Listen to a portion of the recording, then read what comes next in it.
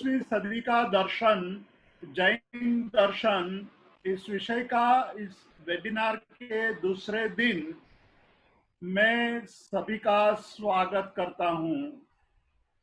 यह webinar science and spirituality research centre एवं श्रुत रत्नाकर के संयुक्त तत्वावधान में आयोजित किया गया है।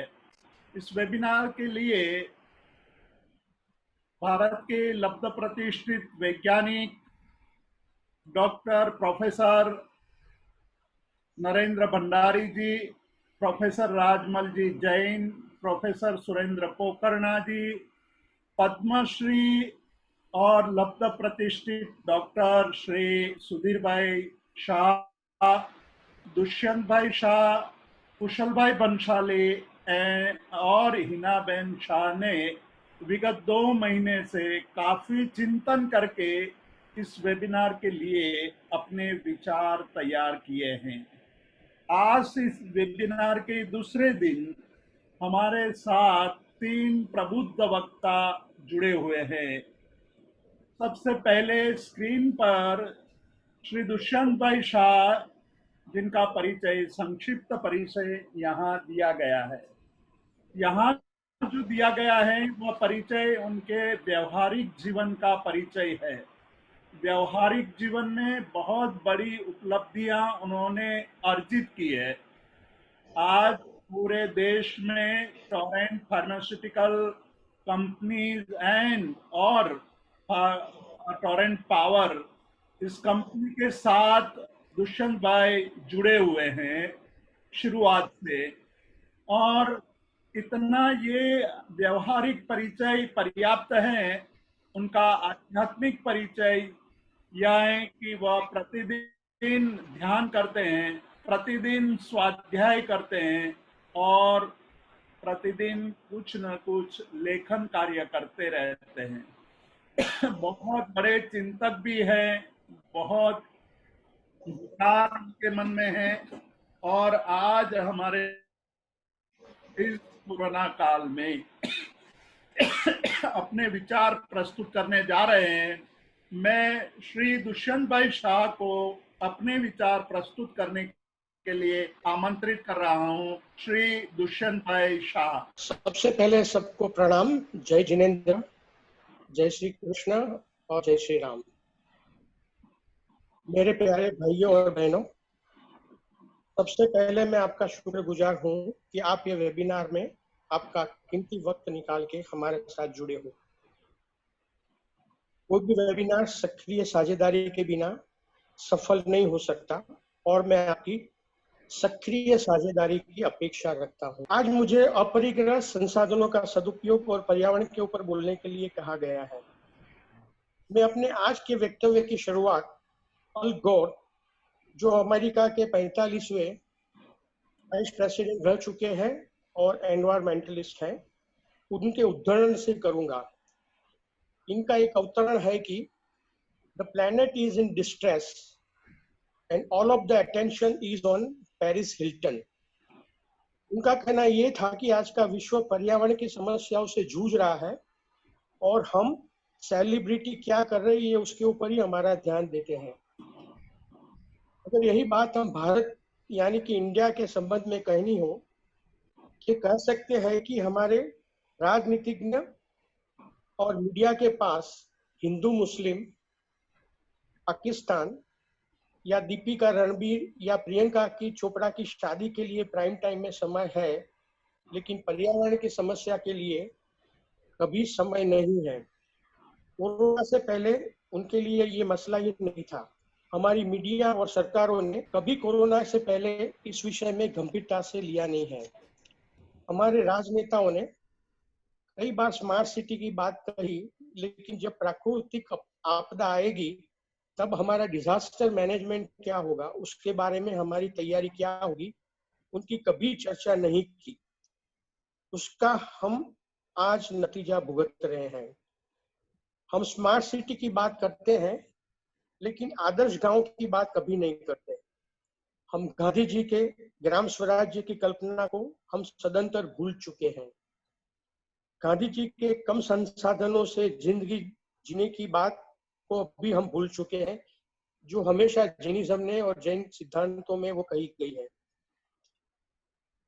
गांधी जी के ग्राम स्वराज की कल्पना भी स्वयं के उपभोग के लिए स्वयं का ही उत्पादन, शिक्षा और आर्थिक संपन्नता, ये था गांधी की कल्पना का गांव, जहां कोई महामारी नहीं होगी, न कोई प्लेग या मांदगी या गंदगी।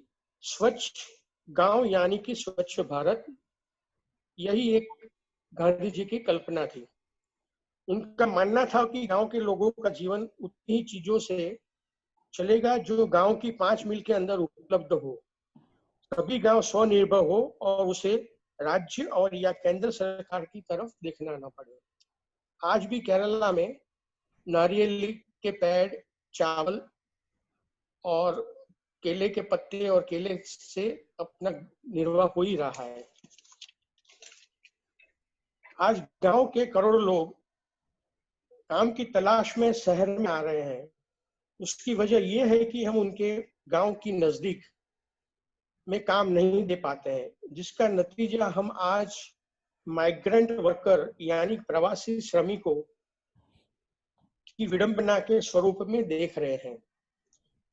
जैसे हम जानते हैं, हमारे ग्रह के ऊपर प्राकृतिक संसाधन यानी कि नेचुरल रिसोर्सेस बहुत सीमित है। ये ऐसे पदार्थ है जो मनुष्य को प्रकृति द्वारा निशुल्क प्राप्त होते हैं। जैसे आप सब जानते हैं, मिट्टी, जल, वायु, वनस्पति, जीव जंतु और खनिज पदार्थ प्राकृतिक संसाधन के अंदर आते हैं और ये समस्त मानव जात के लिए अत्यंत उपयोगी है। लेकिन आज हम उपभोक्तावाद के अंतर्गत हम ये अपनी संपदा है उनका विनाश कर रहे हैं। आज अमेरिका 30% नेचुरल रिसोर्सेस यूज कर रही है और वो चीज आज डेवलपिंग कंट्रीज के लिए भी सत्य हो रही है। आज डेवलपिंग कंट्रीज के अंदर भी बिन जरूरी संसाधनों का और नेचुरल रिसोर्सेज का अनाप-शनाप उपयोग हो रहा है। लेकिन हम उपभोक्तावाद के अंतर्गत हमें अपनी संपदा है उनका विनाश कर रहे हैं और उसके प्रति हमारा ध्यान कभी जाता नहीं है। प्राकृतिक संसाधनों का उपयोग हमें सोच समझ के ही करना चाहिए, क्योंकि उनका भंडार सीमित है।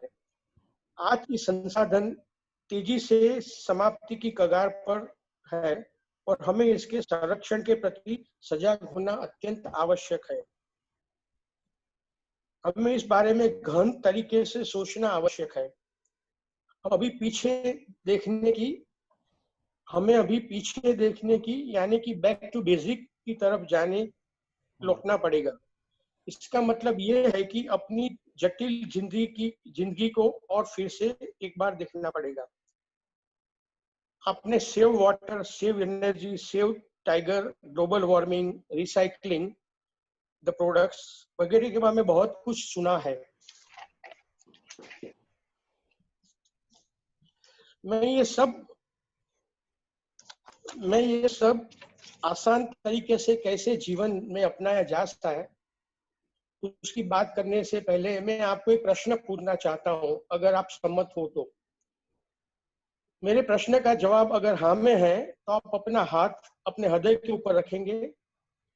आज मैं आपको न देख पाता हूँ न सुन ही पाता हूँ, लेकिन मैं यही समझूंगा कि आपका जवाब ज्यादातर हाँ में होगा। अगर आप तैयार हैं तो मेरा प्रश्न ये है कि क्या आप पर्यावरण की रक्षा के इच्छुक पर्यावरण प्रेमी बनना चाहते हैं? मैं आपको एनवायरमेंट के प्रॉब्लम का एक्सपर्ट नहीं, लेकिन पर्यावरण प्रेमी बनाना चाहता हूं, क्योंकि एक्सपर्ट तो बहुत होते हैं, लेकिन ये लोग अपने जीवन में इसका उसको ये नहीं करते, प्रैक्टिकल में नहीं लाते हैं। मैं आपको एनवायरमेंट उसके लिए मुझे आपकी 7 से 10 दिन के लिए जागरूकता देनी पड़ेगी।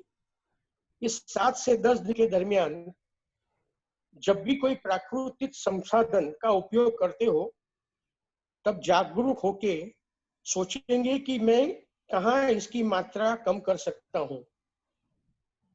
इस 7 से 10 दिन के दरमियान आपकी एक जीवन शैली विकसित हो जाएगी। उसको मैंने नाम दिया है पर्यावरण सुरक्षा जीवन शैली। अगर आपको लगे कि ये जीवन शैली अपनाने जैसी लगे, तो आप फिर से हृदय के ऊपर हाथ रख के कहेंगे कि मैं ये जीवन शैली अपनाऊंगा और जीवन भर उनका पालन करूंगा।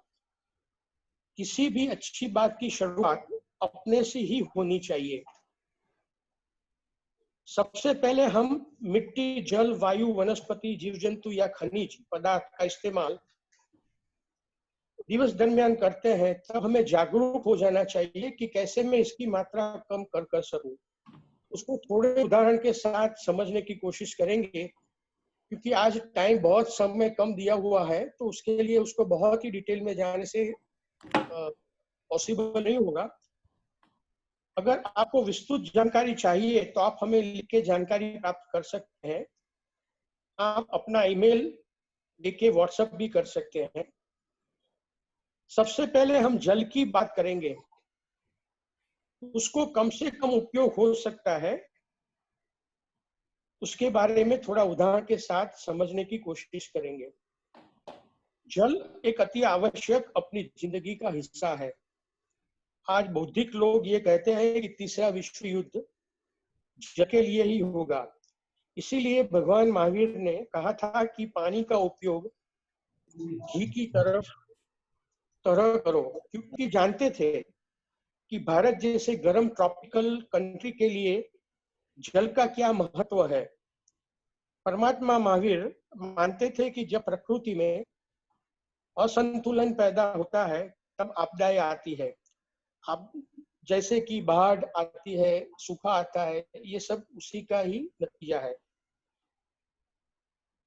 आपदा को आने से पहले उसको बचने का प्रबंध अगर किया जाए, वही अच्छा मैनेजमेंट है।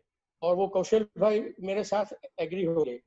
कोई भी प्रॉब्लम का सॉल्यूशन मैनेजमेंट यही सत्य है कि जो उससे आने से पहले उसके बचा जाए। सुबह में अभी हम थोड़े उदाहरण लेंगे। सुबह में जब आप ब्रश करते हो, तब टूथपेस्ट उतना ही उपयोग करें जितना आवश्यक है। टूथपेस्ट बनाने वाली कंपनियां अपनी एडवर्टाइज में ये दिखाती है विजुअली कि ब्रश के पूरे हिस्से में टूथपेस्ट लगाइए।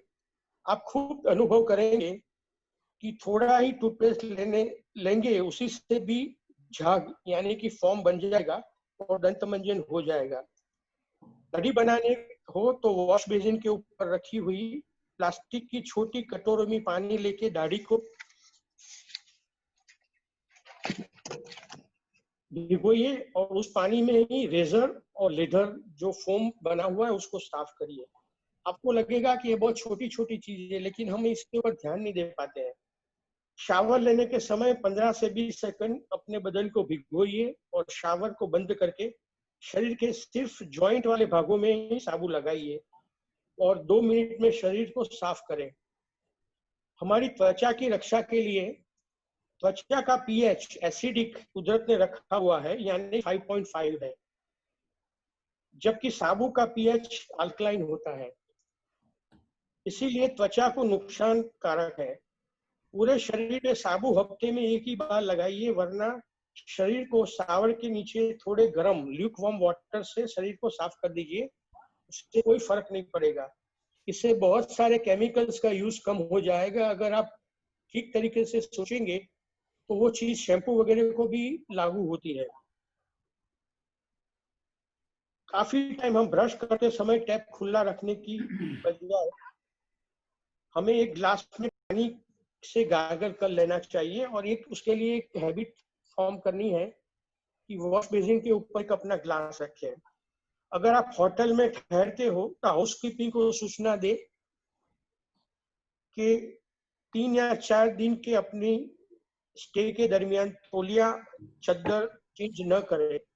इससे पर्यावरण को नुकसान को कम कर सकते हैं, क्योंकि हर रोज तौलिया और चद्दर धोने से बहुत सारे केमिकल्स का यूज होता है। बाकी के ये सब थोड़े उदाहरण दिए हैं, लेकिन ये पूरे दिन के लिए क्या क्या चीज हमें सोच समझ के करनी है, अपनी जागृति से करनी है, उसके लिए हम आपको पूरी डिटेल भी दे सकते हैं। बाकी के प्राकृतिक संसाधन जैसे कि वृक्ष, जीव जंतु और खनिज पदार्थों का क्या महत्व है, ये समझ के उसकी रक्षा के प्रति प्रतिबद्ध होना पड़ेगा। बहुत सारी छोटी छोटी बात कहनी है, लेकिन उसके लिए हमारे पास समय आज नहीं है। अगर आप हमें जुड़ेंगे तो आपका पर्यावरण सुरक्षा जीवन शैली के बारे में विस्तृत जानकारी दी जाएगी। उसी से जुड़ा हुआ एक और विषय दिया गया है मुझे, अपरिग्रह। जैसे आप जानते हो, हर धर्मों में अहिंसा के बाद अपरिग्रह का महत्वपूर्ण गुण माना गया है। अपरिग्रह जैन श्रावकों के मुख्यतः 5 मूल व्रतों और जैन मुनि के 28 मूल गुणों में से एक है। आप जानते हैं कि अपरिग्रह की विभावना सबसे पहले किसने की थी? आप कहेंगे पतंजलि ने, जिसने योग सूत्र में लिखा कि अहिंसा, सत्यास्तेय, ब्रह्मचर्य, परिग्रह, यम और अपरिग्रह स्थेय, जन्म कथनता, संबोधन। लेकिन पतंजलि से पहले जैनों के प्रथम तीर्थंकर आदिनाथ ऋषभदेव ने अपरिग्रह की अगत्यता को समझ लिया था। ऋषभदेव का जिक्र वेदों में भी आता है। उन्होंने ही पहले अपरिग्रह की विभावना की। जब इन्होंने अपना पूरा राजपाट छोड़ के वो जंगल की तरफ चल गए। जैनों के अंतिम तीर्थंकर परमात्मा महावीर ने जब राजपाट और ऐश्वर्य को छोड़ के साधना के मार्ग पर प्रयाण किया, तब भी लोगों ने परमात्मा को पागल ही समझा होगा। आज भी संसार के सुखों को छोड़कर संन्यास स्वीकारने वाले को पागल ही समझा जाता है। ये बात खुलकर तो नहीं बोलेंगे, लेकिन मन में यही सोचेंगे कि इसमें क्या पा लेना है। लेकिन ज्ञानी पुरुषों ने भली भांति समझ लिया कि अंदर की रिक्तता को बाहर की धन संपत्ति से नहीं भरा जा सकता। इसके बारे में बहुत कुछ कहा जा सकता है, लेकिन अभी मुझे 12 या 15-13 मिनट का ही टाइम दिया गया है, तो मैं उसको जितना हो सके उसके कम से कम मैं बताने की कोशिश करूंगा। ज्ञानी को इंद्र का ईश्वर भी न्यून लगता है, क्योंकि उन्होंने आत्मा की अनंत संभावनाओं को समझ लिया है। यही फर्क है ज्ञानी और अज्ञानी में। इतनी प्रस्तावना के बाद हम अपरिग्रह के बारे में कुछ बात करेंगे। उसके लिए पहले परिग्रह को समझना अत्यंत आवश्यक है।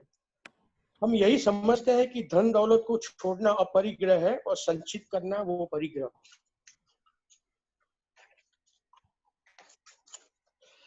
लेकिन सही मायने में चीजों और धन दौलत के ऊपर मालकियत और मूर्छा ही परिग्रह है। इसलिए कहा गया है कि मूर्छा परिग्रहा। हम धन की नहीं, लेकिन व्यक्तियों के प्रति भी मालकियत का भाव रखते हैं। जैसे कि पत्नी पति के ऊपर या पति पत्नी के ऊपर या पिता अपने पुत्र के ऊपर। हम समझते हैं कि संन्यास लेने वाली व्यक्ति अपरिग्रही हो गई, लेकिन हर समय ये सच नहीं होता है। जनक जैसा राजा भी सब कुछ होने के बावजूद सन्यासी हो सकता है और एक सन्यासी परिग्रही भी हो सकता है। दूसरी बात यह है कि परिग्रह व्यक्ति अहिंसक नहीं हो सकता है। ये मेरा बहुत दृढ़ तरीके से मानता है, क्योंकि परिग्रही व्यक्ति हिंसक ही होगा। ये मैं पूरी सभानता के साथ कहता हूँ। अगर कोई अपनी प्यारी चीज और पद छोड़ने की बात करेगा, तो हमारा मालकियत का भाव, जो मैंने पहले बताया, मालकियत का भाव सपाटी के ऊपर आ जाएगा और क्रोध जागरूक हो जाएगा। परिग्रह के साथ क्रोध, मान, माया, लोभ जैसे कषाय कैसे जुड़े हैं, वो भी समझना आवश्यक है। मैं परमात्मा महावीर को बड़ा मनोविज्ञानी इसलिए कहता हूँ, क्योंकि इन्होंने समझ लिया था कि कषाय परिग्रह के साथ जुड़े हुए हैं। कोई व्यक्ति, समाज या संस्था परिग्रही की कुछ पाने की चेष्टा में अवरोध रूप बनती है, तो क्रोध आना स्वाभाविक है। ये समझना कोई रॉकेट साइंस नहीं है। परिग्रही के साथ छल कपट ये उनके अभिन्न अंग बन जाते हैं। इच्छा पूर्ति के लिए रही गई छल कपट को भी सहजता से धीरे धीरे कर लेता है, और पतन की सीढ़ी वहां से ही शुरू होती है जब वो परिग्रही छल कपट करना अपने जीवन में शुरू करता है। परिग्रही को चिंतामणि रत्न या कल्पवृक्ष भी मिल जाए, या इंद्र का स्वर्ग भी मिल जाए, तब भी उसे तृप्ति नहीं मिलती। मरते दम तक कुछ न कुछ पाने का लोभ खत्म नहीं होता। अगर आज के संबंध में अगर उसको समझना है तो कहा जा सकता है कि अगर परिग्रही के पास मुकेश अंबानी या बिल गेट जितनी संपत्ति आ जाए तो भी वो सोचेगा कि ये कम है। इसलिए परमात्मा ने अपरिग्रही को अहिंसा के बाद ज्यादा अहमियत दी है। परिग्रह दान शील तप जैसे गुणों खिलने में भी बाधक बनता है, क्योंकि उस परिग्रही का मन कुछ न कुछ पाने में ही लगा रहता हुआ है।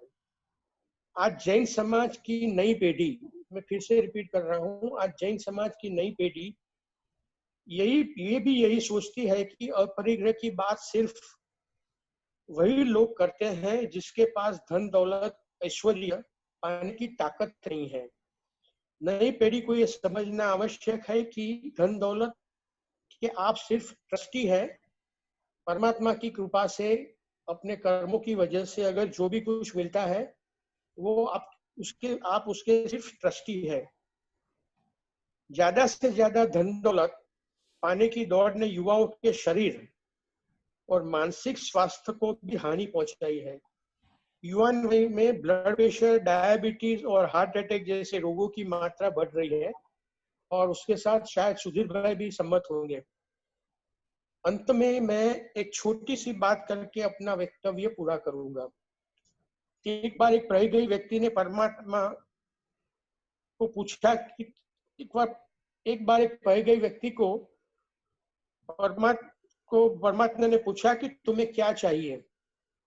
तब उसने कहा कि मुझे स्वर्ग चाहिए, क्योंकि मैंने सुना है कि स्वर्ग के आवास सोने चांदी की होते हैं और उसके ऊपर कीमती हीरे मोती जड़े हुए होते हैं। परमात्मा ने कहा कि तुमको हिमालय की वादियां दिखाता हूँ, नायग्रा और विक्टोरिया का धोध दिखाता हूँ, कैनेडियन रॉकी में लेक लुइस और बाम जैसे सुंदर जगह दिखाता हूँ। बाद में तुम तय करना कि तुम्हें स्वर्ग चाहिए या नहीं। पृथ्वी ऊपर की सुंदर जगह दिखाने के बाद परमात्मा ने पूछा, क्या तुम्हें अभी भी स्वर्ग चाहिए? तो इस परिग्रही ने कहा कि हाँ, क्योंकि ये सब तो ठीक है, लेकिन यहाँ सोना चांदी और हीरे जवाहरात नहीं है।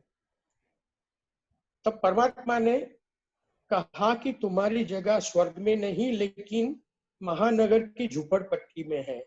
वही रख के मरना और सड़ना तुम्हारी नियति है। इसलिए कहा कि वहां रह के तुम धर्म गुरुओं का प्रवचन सुनना और स्वर्ग की कल्पना करते रहना, क्योंकि परिग्रह के साथ तुम स्वर्ग में तो जा नहीं पाओगे। इस कहानी का मोरल ऑफ द स्टोरी ये समझना अत्यंत आवश्यक है। परिग्रही व्यक्ति जीवन पर्यंत धन दौलत पाने की दौड़ में मृत्यु पर्यंत तनावग्रस्त रहेगा। मृत्यु के पश्चात भी आर्त ध्यान और रौद्र ध्यान के कारण अगले जन्म में दोजख में ही जाएगा। दोजख यही है अगर आत्मा की अनंत संभावना को न समझ पाए और अपना पूरा जीवन आर्त ध्यान और रौद्र ध्यान में ही लगा रहे। हम जीवन भर दौड़ते रहेंगे और एक दिन मृत्यु अपना दरवाजा खटखटाएगा।